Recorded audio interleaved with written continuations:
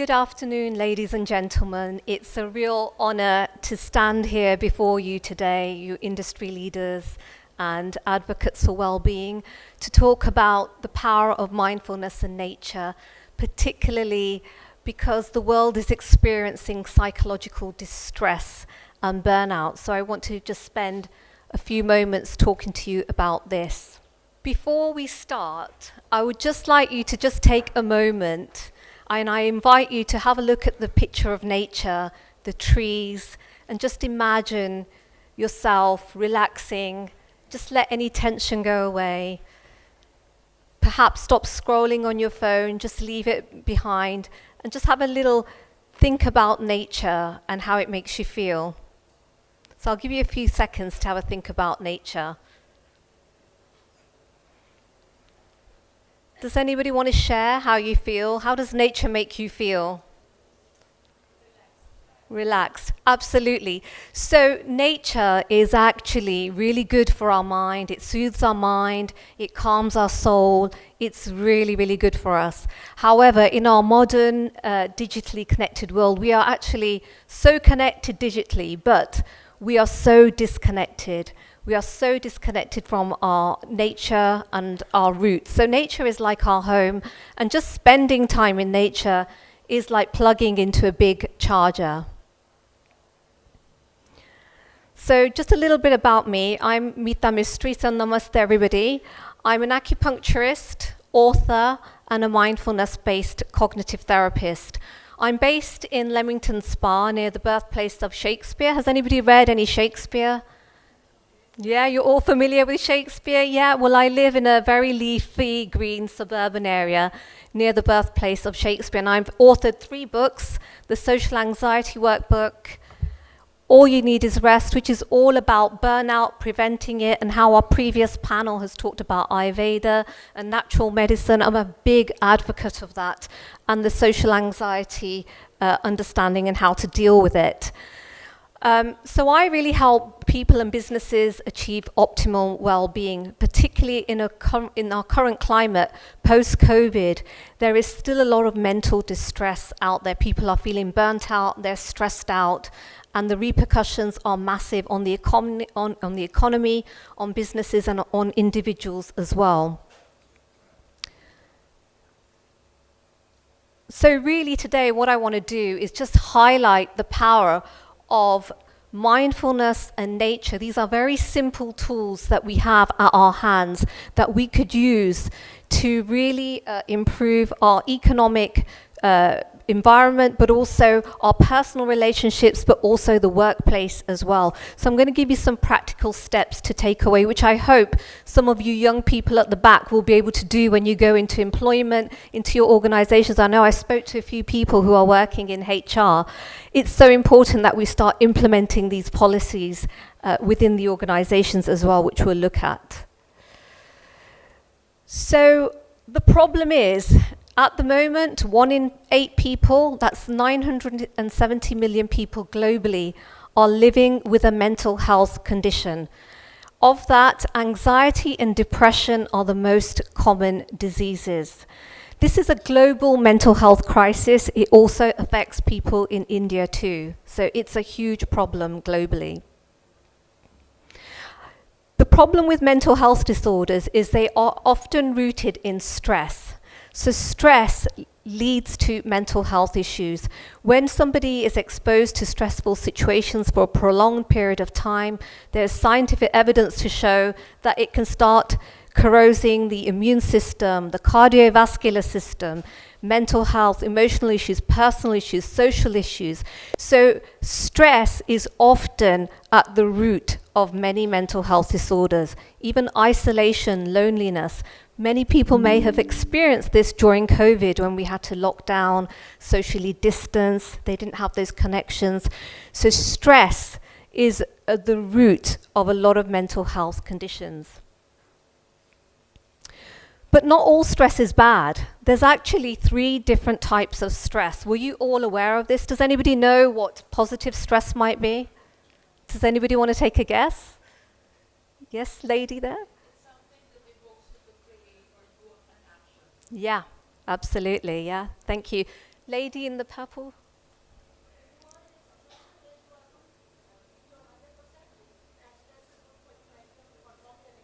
Yes, absolutely. So both of those examples, so a little bit of positive stress is good for us. So positive stress is when we are trying to, say, for example, meet a deadline, or we're working in a high pressure environment, we've got to catch a flight. We have a short burst and raise in cortisol levels. So our stress response is activated, but it helps us to perform. And then we come back down to rest. So a little bit of positive stress is good for us. It helps us to achieve things. It also protects us. So if we're walking out in a road and a rickshaw starts to horn at us, we'll move out of the way. So it also protects us. So positive stress is good for our immune system. It helps us to achieve things and it keeps us safe. Then we have what we call tolerable stress. Does anybody know what that might be? A small pause given between stress. Yeah. And one stressful situation to another stressful situation. When you take a small pause, that becomes tolerable. Yeah. Okay, thank you for that. So yes, tolerable stress is a little bit more serious because it's when your stress response is activated for a longer period of time. So it could be that you're changing jobs, you're getting married, you're getting divorced, somebody is ill in your family, so you can no longer go to work, you're now a carer. So it's a stressful situation that's going on for a few months. But the thing about tolerable stress, what makes it tolerable is that we have supportive relationships around us.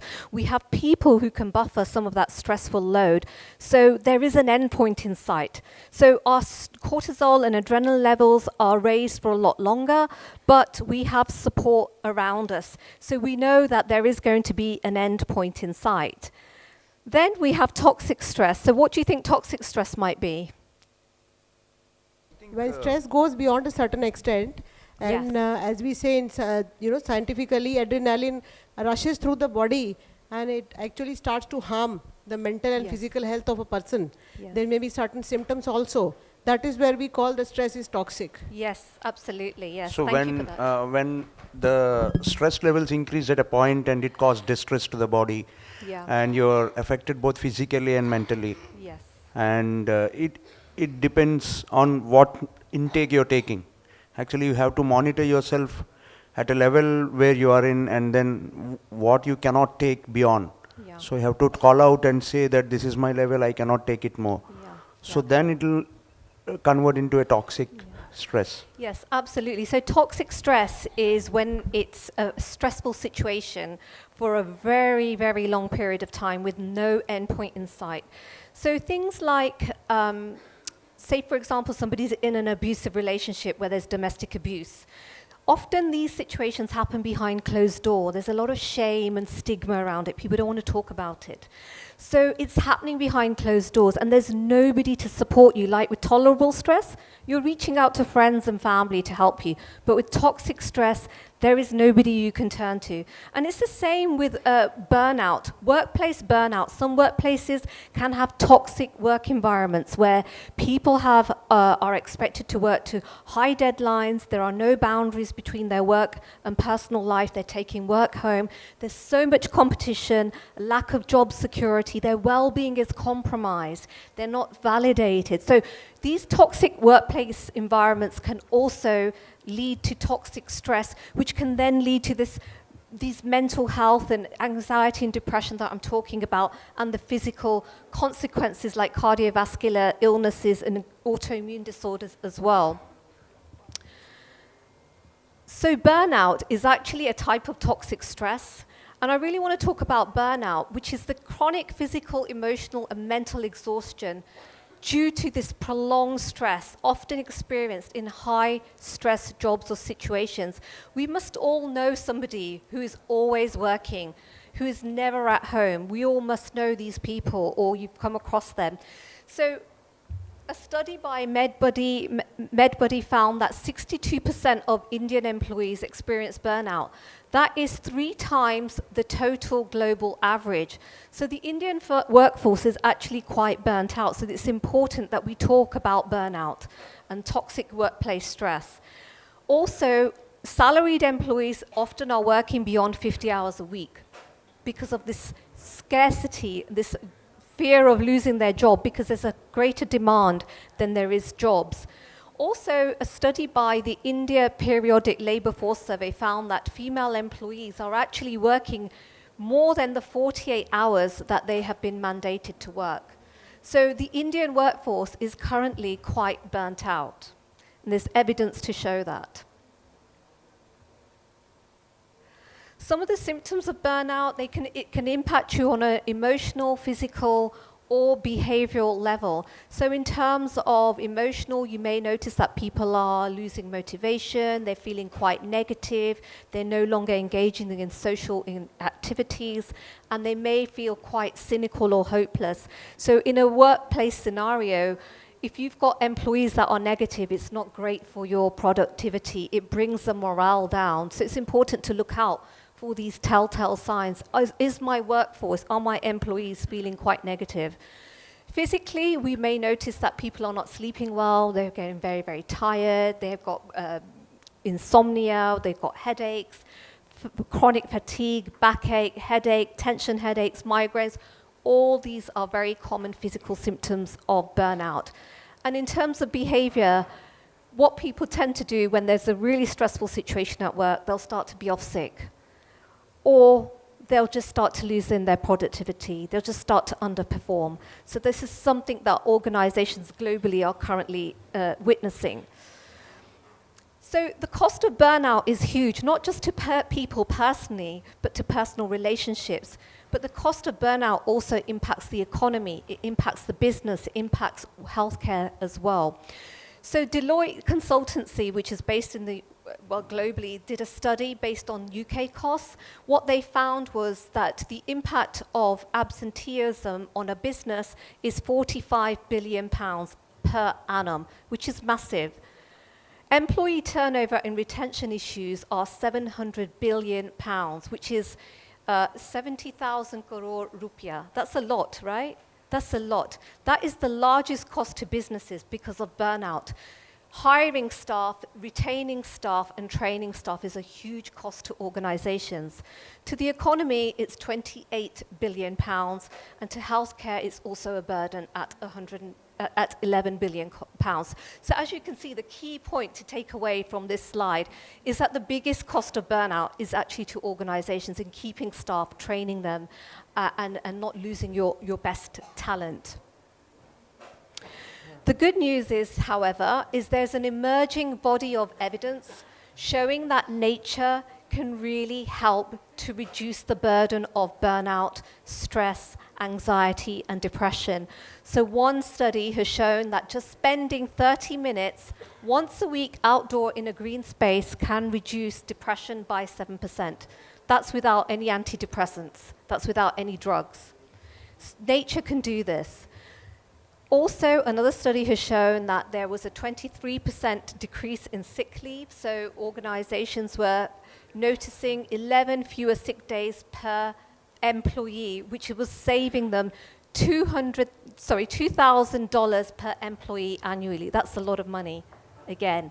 So the cost savings are huge if we start to incorporate nature into organizations and into the workplace. Not only can nature improve mental health, it can also boost productivity. So one study in a call center showed that by bringing plants into the office, by having outdoor meeting spaces, there was a 12% increase in reaction time and a 15% boost in productivity because it improves the cognitive function. So when we're in the presence of plants, we all know we feel better. Nature is our home, just like the Ayurveda practitioners were saying. I'm a doctor of Chinese medicine myself. I practice acupuncture. When I did my studies, we had to observe nature. What we see in nature is happening within our bodies, but we are so disconnected from our home. So just plugging into the world's greatest charger, which is nature, can be so beneficial for us. So another solution which we have at our fingertips is mindfulness. Mindfulness has been there forever.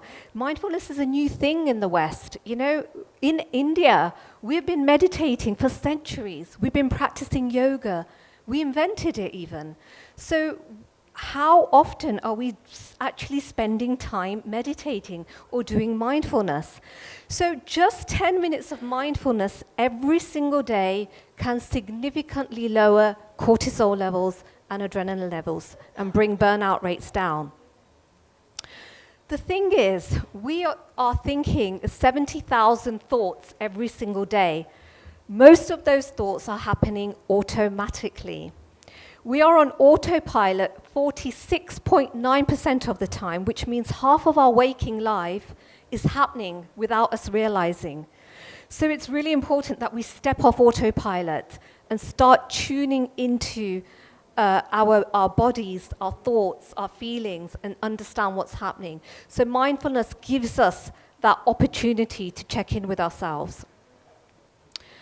Cognitive behavioral therapy is something that I practice in my practice. So with the rise of psychological distress, anxiety, and depression, cognitive behavioral therapy provides a framework, it provides a tool and a skill for people to reframe those unhelpful negative thoughts. Now, our brain thinks negative thoughts because it's primed for survival. It's trying to keep us safe, which is why it's always looking for problems. But we need to learn how to reframe some of those thoughts because they're actually unhelpful and they can impact our well-being. So by learning how to reframe our negative thoughts to more helpful ones and understanding our thinking errors, what we can do is we can improve our focus, resilience, and our emotional intelligence, which has an impact on our productivity, our profits, our personal relationships, and happiness. So there's so much to be gained from just doing 10 minutes of mindfulness every single day. In fact, Google, mindfulness, IBM, all of the big players in the West all have mindfulness rooms. They all encourage it, and what they say is that it's improved their productivity, but also their creativity.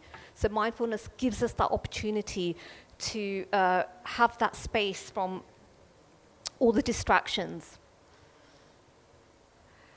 So going forward, what can we do as businesses to optimize and prioritize the well-being of employees? So first and foremost, office design, by greening your workspace. So office design is actually quite impactful. Our environment greatly influences our mood and how we feel. So just positioning desks where there is natural daylight can help to regulate our circadian rhythms. When our circadian rhythms are regulated, we're going to sleep better. Our hormones are going to function better. So just having that access to natural daylight is quite impactful, first and foremost. Plants, green walls, green carpets, water features, bird sounds, all of these things are helpful. One study showed that looking at green walls promotes relaxation as opposed to looking at concrete walls. So just doing a simple thing like painting your walls green within your office space can start to increase that relaxation for your workplace. What you can also start thinking about is creating outdoor meeting spaces. So some organizations have coffee tables outside where employees can go and chill out for 10 minutes, have a meeting outdoors, just where you can just take a little walk, have a mindful walk, just to take a break from the work schedule, looking at your phone. And also walking meetings. Now, I'm a therapist. A lot of therapists are now doing walking therapy. What they find is walking side by side next to a patient sometimes takes away that power imbalance in a way, because as a patient, you are disclosing very confidential information to your therapist. But by walking side by side, it actually reduces some of that power imbalance, and they're more likely to open up. So a lot of therapists are now doing outdoor walking therapy sessions, and you can do the same with meetings. That's one thing that we're doing a lot more of in the UK, where I'm from, and also in America. We're doing a lot more outdoor walking spaces. And I know one of the students at the back said, in the West, we are embracing holistic treatments a lot more. And yes, we are. We're doing the same with nature as well, because we recognize that actually nature is our true home. So I hope that's something that Indian organizations and workplaces will also be doing if they're not already. The other thing businesses can do is start to encourage employees to connect with nature. it is our home. We are so intrinsically connected with nature, yet we are so disconnected because of our mobile phones, because of WhatsApp notifications, because of social media. It's important that we create time for nature. So if organizations start to encourage that, maybe you can organize volunteer days, or perhaps you could run projects, run competitions, get employees to bring their plants in, plant seeds in if you've got outdoor spaces. You could start to really encourage that connection with nature. Also, somebody talked about in the previous panel about healthcare insurance. Again, as an organization, you could start to encourage your employees to walk or cycle to work. And give them some incentives that way, and promote access to green spaces as well. And just on that note, I know that Mumbai, being a very densely populated space where there's quite a lot of pollution, is actually pioneering more access to green spaces. So there is the RA Milk Colony project where there's going to be 132 acres of green zone, and there's also the Mumbai Coastal Road project, which is due to complete in 2026. Now, this will give you access to more cycling tracks, jogging tracks, public parks. So if you're not already as an organization, now is a good time to start thinking about how can we use these green spaces to prioritize our employees' well-being within our culture as well, because not only will it improve the air quality, it will improve their community mental health, their well-being, but also your productivity. I think I need to hurry up, so the organizers are arriving. So another practical step is really helping people to feel psychologically safe. I've heard lots of people say safe and trust today. Safe and trust is so important. 81% of employees say that when they're looking for an employer, they want to find employers who are going to support their mental health and well-being. So culture isn't about what we offer. It's not about the perks. It's not about the bonuses. It's how people feel. How do people feel working within this organization? Is it supportive? Is it stigma-free? Is it compassionate? How are we reducing the mental health? Is there support available? Are we signposting them? Do we give them workshops for mindfulness, mental health? Again, we could bring in speakers into the organization on yoga, on Ayurveda, mindfulness. Even people like myself, I do lots of talks to organization, even online, abroad. Lots of people are willing to go into organizations to help really, really leverage the power of well-being. So what we want to be striving for is not rewarding burnout, and we don't want to be ignoring employees' boundaries. What we do want to do is start prioritizing well-being, not just productivity, because ultimately your talent, your staff will raise your bottom line and your profits. So, ladies and gentlemen, the evidence is clear. An organization that integrates mindfulness and nature into its policies and within its culture is going to be striving not only for success, but also sustainability, retention, and reducing those economic burdens and costs as well. Also, you're just going to have employees that are more likely to stay and feel happier. So let's embrace the power of nature and mindfulness and really start to harness it and bring it into the workplace culture. So study nature, love nature, stay close to nature. Dhanyavad. Thank you for your kind attention.